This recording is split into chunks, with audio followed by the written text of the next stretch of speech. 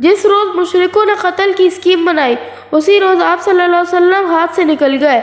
इसका मुशरिकों को सख्त सदमा हुआ, चुनांचे गुस्से से वो दीवाने हो गए और बदहवासी के आलम में आप सल्लल्लाहु अलैहि वसल्लम को इधर उधर ढूंढने लगे।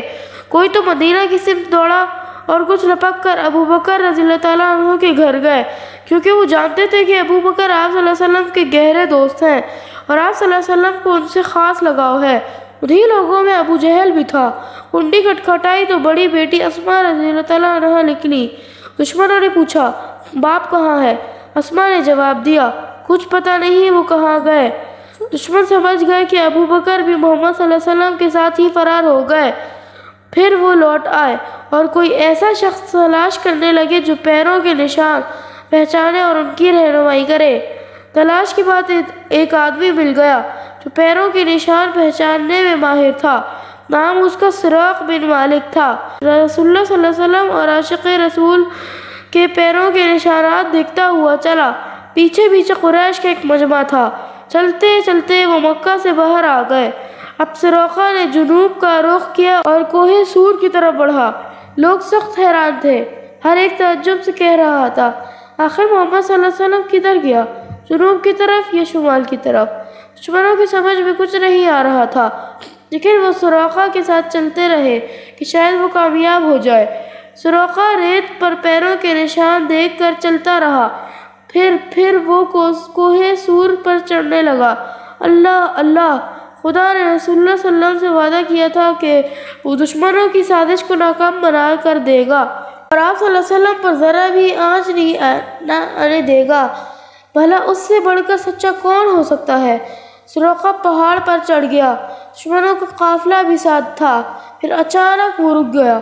चेहरा उदास उदास था और इंतहाई हैरानी और घबराहट का पता दे रहा था। उसकी समझ में नहीं आ रहा था कि अब कहाँ जाए और किधर जाए। दुश्मनों ने ये कैफियत देखी तो पूछा, क्या बात है? सुराका ने सामने एक पत्थर की तरफ इशारा किया और कहा, इस पत्थर तक तो वो दोनों आए, फिर नहीं मालूम किधर गए। ये कहना था कि कहाँ बुलंद हुआ, अरे सुराका, आज तुम्हें क्या हो गया? खुदा की कसम, इस तरह तो तुम कभी नहीं बहके। फिर कुछ फासले पर एक चरवाहा दिखाई दिया जो अपनी बकरियां चरा रहा था। दुश्मनों ने पूछा, क्या इस पहाड़ पर दो आदमियों को चढ़ते हुए देखा है? जवाब मिला, मैंने तो किसी को नहीं देखा, लेकिन देख लो, हो सकता है कि गार में हो।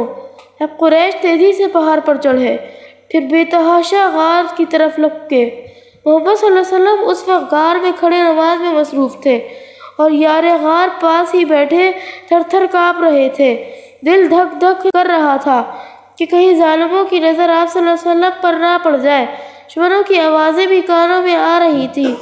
उनके रुख का भी अंदाज़ा हो गया था और अब तो पैरों की आहट, लाठियों की खटखट और चीख पुकार की खौफनाक आवाज़ें करीब तर होती जा रही थी।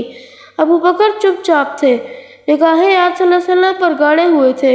रह के उनके दिल चाहता था, काश मैं मोहम्मद सल्लल्लाहु अलैहि वसल्लम को दिल के अंदर छुपा सकता, खड़ा जिस्म ओढ़ा सकता। फिर हुजूर सल्लल्लाहु अलैहि वसल्लम नमाज से फारिग हो गए। हुजूर सल्लल्लाहु अलैहि वसल्लम की जान खतरे में देखकर अबू बकर खौफ और घबराहट से बदहाल थे। चेहरा उतरा हुआ था और दिल बैठा जा रहा था। घबराओ नहीं, खुदा हमारे साथ है।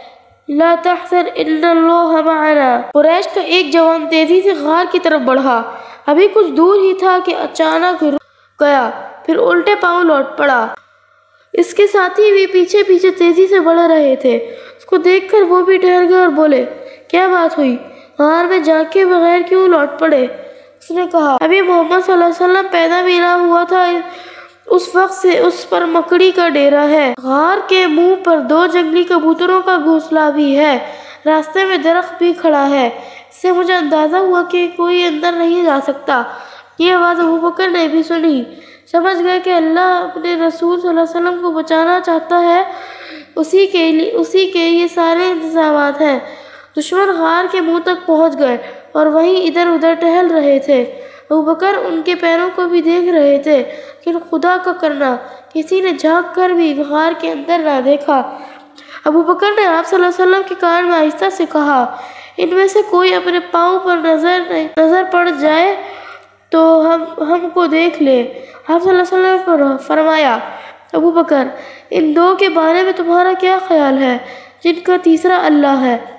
پھر دشمن غار کے پاس سے چلے گئے اور اب وہ پہاڑ سے نیچے اترے۔ نبی صلی اللہ علیہ وسلم اور حضرت ابو بکر 3 دن اسی غار میں ٹھہرے رہے۔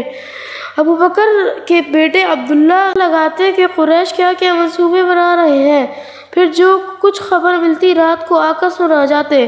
ساتھ میں ان کی بہن اسما بھی ہوتی، یہ گھر سے کھانا پکا کر لاتی۔ کچھ رات گئے ابو بکر رضی اللہ تعالیٰ عنہ کا غلام عامر بن فہیرہ بکریاں چرا کر لاتا۔ آپ صلی اللہ علیہ وسلم اور حضرت ابو بکر ان کا دودھ پی لیتے، پھر تینوں مکہ واپس چلے آتے۔ عبداللہ اور ان کی بہن آگے آگے ہوتی اور عامر بن فہیرہ اور اس کی بکریاں پیچھے پیچھے، تاکہ ان دونوں کے پیروں کے نشانات مٹتے جائیں۔ 3 دن گزر گئے۔